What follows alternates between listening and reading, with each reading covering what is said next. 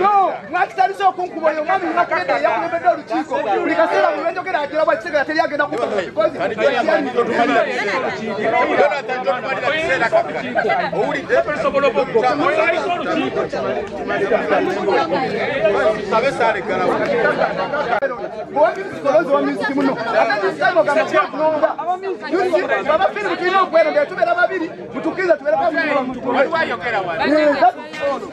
sinze kuva ku mukulu abadde chairman mukulu Segawa kale kweganga tagala kumpa chance kogerako eri bantu kogerako ba artist abaddewo ne kwegamba nga ye ekintu abagala kinyiga kikatira muba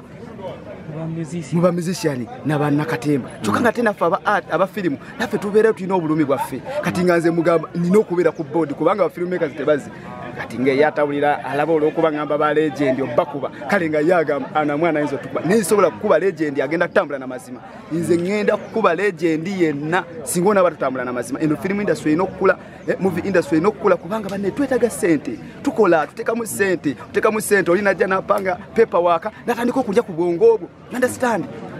olabanga Dr. Wasula alina abana be yateeka mwambuleereyo agamba musimba ba musician nti kati abali registered be balina ofuna sente zino kati ate omwana atandise olwalo music nawuli etteekero litegeeza kiri muyamba litya ye li musikaite okoze reaction nga yamaanyi ekyo nkyogerako bwe nti nga Jonathan K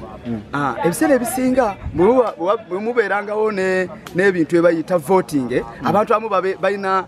loses abagala okuluzingisa you understand Oizo wanika omukono olwokuba yakutegedde nti gwe wina ayagala okugaddawo kitegeera tayagala ye esooka ayinza okuŋŋaana ng'alaba nti akalangiza olukiiko secondly ayinza okuŋŋaana ng'alaba ngenda kuwaayo point ekuba ye yennyini n'agamba no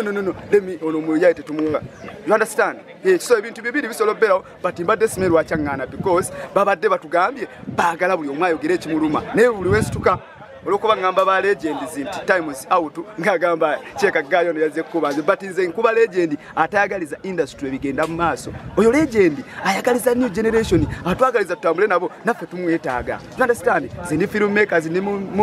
ndi mu movies nkola film ezenjawulo Snake Galo Mugotanya Isabel zona kweziri katala abantu bazimanyi n'abakyala w'ennyanja you understand